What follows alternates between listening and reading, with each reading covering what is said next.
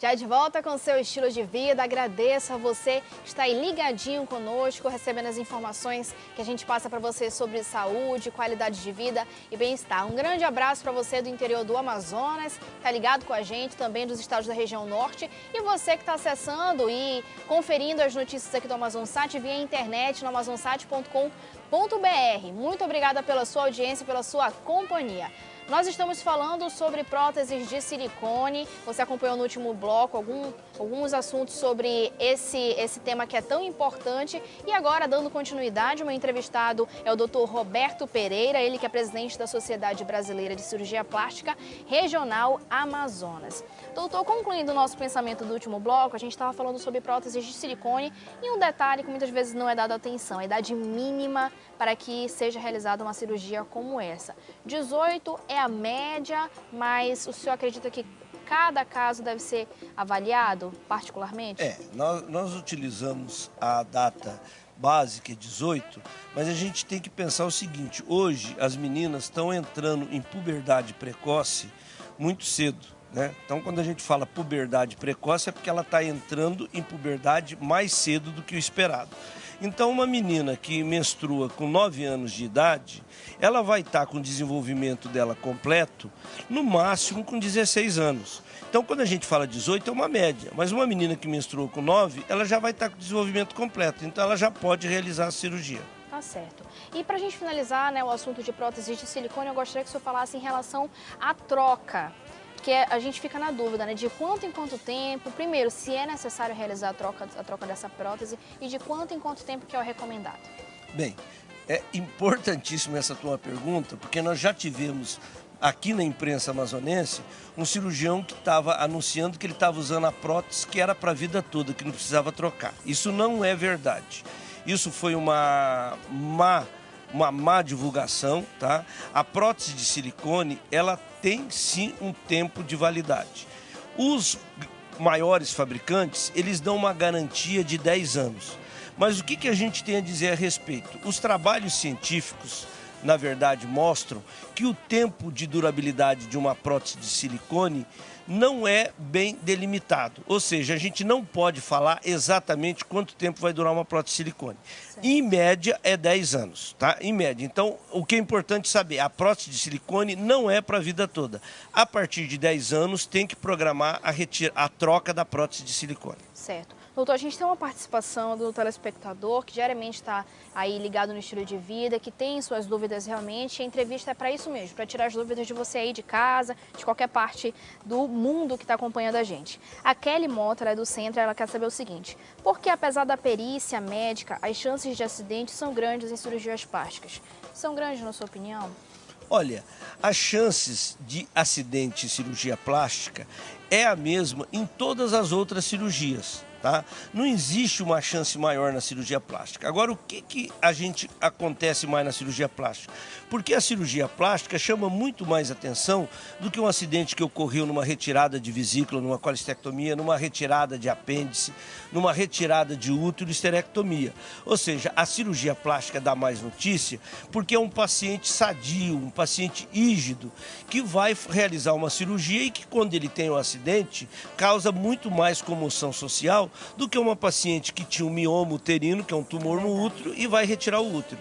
Mas as chances de acidente são iguais em todas as áreas. Bom, então agora a gente vai falar sobre lipoaspiração. Tenho certeza que você aí de casa tem curiosidade sobre esse assunto, talvez já tenha passado pelo procedimento ou está pensando, então a gente vai te ajudar dando algumas dicas aqui.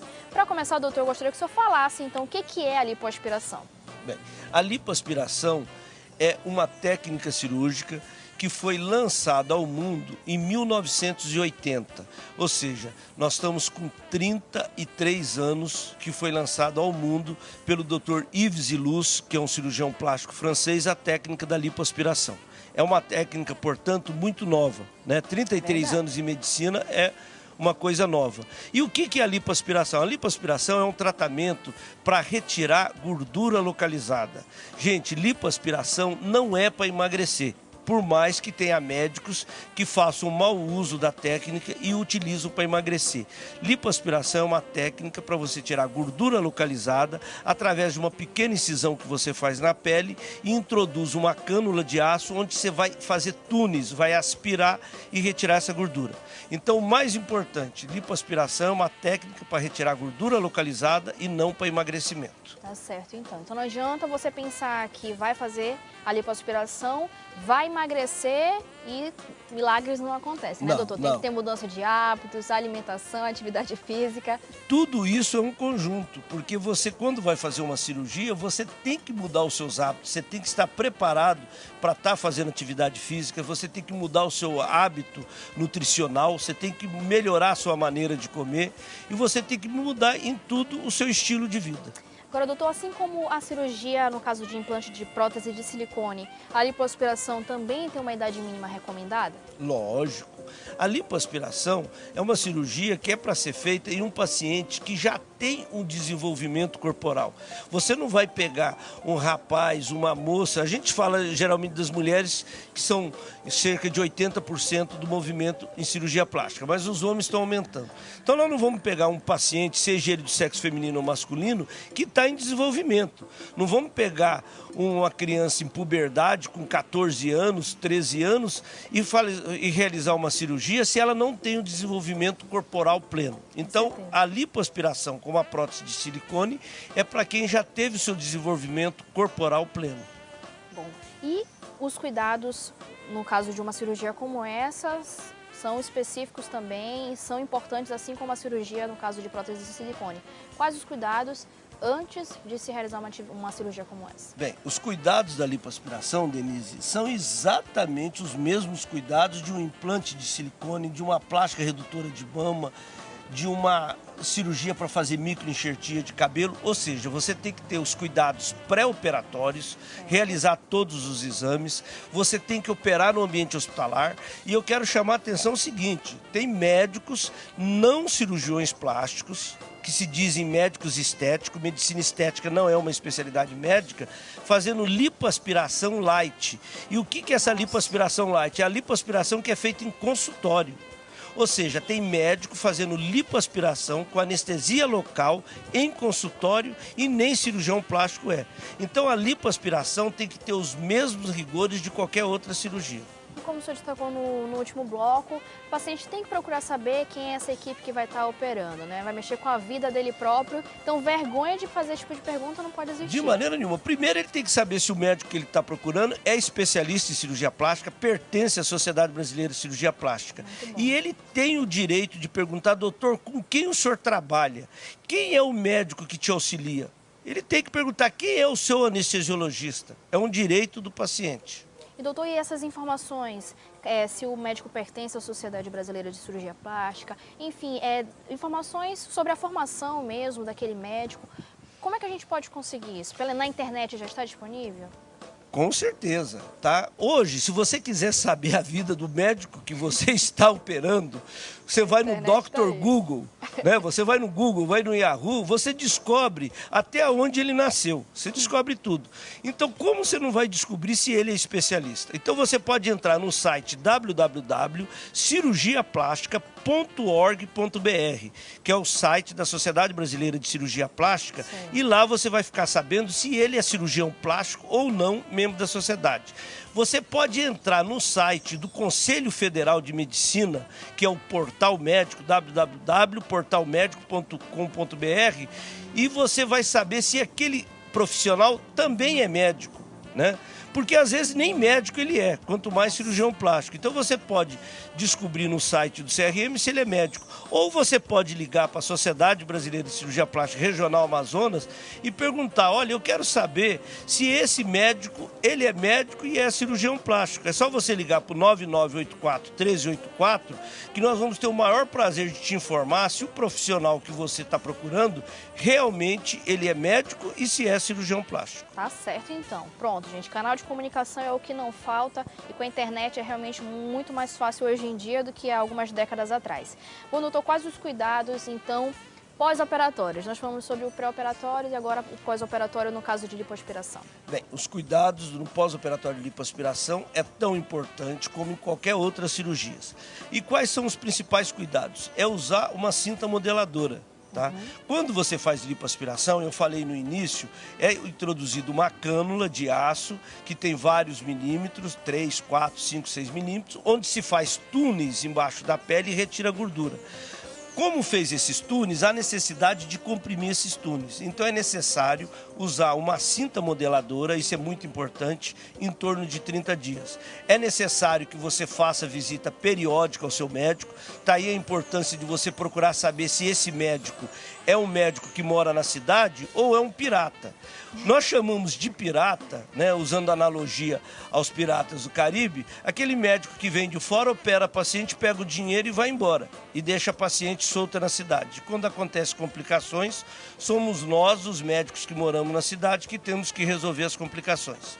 E eu posso assegurar para vocês que a gente tem muitas complicações por esses médicos que vêm de fora e fazem cirurgia e vão embora. Então é necessário que você faça o acompanhamento periódico no consultório com o seu médico, ele te acompanhe e ele vai ver a necessidade de você fazer uma drenagem linfática ou não. Às vezes é necessário o apoio do fisioterapeuta, e um fisioterapeuta, não uma massagista, tá? Um fisioterapeuta que é formado, que fez o curso superior para realizar essa drenagem linfática. Já que o senhor falou em complicações que podem vir a acontecer, quais são as principais delas que o senhor pode destacar para a gente? Bem, a principal complicação que acontece numa lipoaspiração é a perfuração de vísceras. Ou seja, o médico que na sua 99% das vezes é um médico estético, né, um médico que fez medicina estética, que não é cirurgia plástica, que, vou repetir, não é especialidade médica, ou é um médico de outra área, cirurgião geral, cirurgião de cabeça e pescoço, dermatologista, tá cheio, gente, no Brasil afora, e inclusive aqui em Manaus, dermatologista fazendo lipoaspiração. Dermatologista nem cirurgião é. Dermatologista não é cirurgião e tem dermatologista fazendo lipoaspiração. Então as principais complicações é a perfuração de fígado, perfuração de intestino, perfuração de útero, perfuração de bexiga, e isso acontece com médicos não especialistas. Além desses acidentes mais graves, nós temos os pacientes com infecção, que são operados em clínicas, em consultório e apresentam infecção generalizada, e temos aqueles pacientes que apresentam a pior complicação que pode ocorrer numa lipoaspiração, que é a embolia pulmonar, ou seja, uma embolia através de êmbolos que se soltam pela circulação sanguínea, que são pacientes que foram mal acompanhados, mal conduzidos, mal operados, e aí vem as complicações. Que pode inclusive levar até a morte. Sim, nós temos aqui em Manaus casos de óbito de paciente que fez lipoaspiração com médico que não é cirurgião plástico e que operou em consultório e teve complicação grave. E saiu do consultório para o IML. Complicado realmente, gente, esse assunto. Olha, infelizmente nosso tempo acabou, doutor Roberto. É um assunto que realmente a gente poderia passar a manhã inteira falando sobre ele, porque é complexo, se a gente tem que ter uma noção de que você tem que ficar muito bem informado sobre isso antes de decidir passar por esse procedimento. Conversei aqui então com o doutor Roberto Pereira, ele é presidente da Sociedade Brasileira de Cirurgia Plástica Regional Amazonas. Doutor Roberto, muito obrigada pela sua participação. Fica aberto aí o espaço para suas considerações finais e, novamente, a equipe do Estilo de Vida agradece a sua presença. Bem, eu que quero agradecer a Amazonsat e a você, Denise, pelo espaço, e eu e a Sociedade Brasileira de Cirurgia Plástica Regional Amazonas estamos à disposição para qualquer esclarecimento. Tá certo. Muito obrigado pelo convite. Obrigada e bom dia para o senhor. E é isso, gente. Olha, eu espero que você tenha gostado da nossa entrevista de hoje. Com certeza, muitas dúvidas giram em torno desse assunto, mas o principal de tudo é a informação. Procure se informar sobre cirurgias plásticas. Antes de fazer qualquer procedimento cirúrgico, procure se informar. Esteja seguro para que você possa ter aí bons resultados dessa cirurgia, seja qualquer que seja a que você vai se submeter. Estilo de Vida vai agora para o intervalo comercial, lembrando que você pode rever essa entrevista acessando amazonsat.com.br ou ainda youtube.com/canal Amazonsat. No próximo bloco, mais informações para você. Não sai daí não, até já!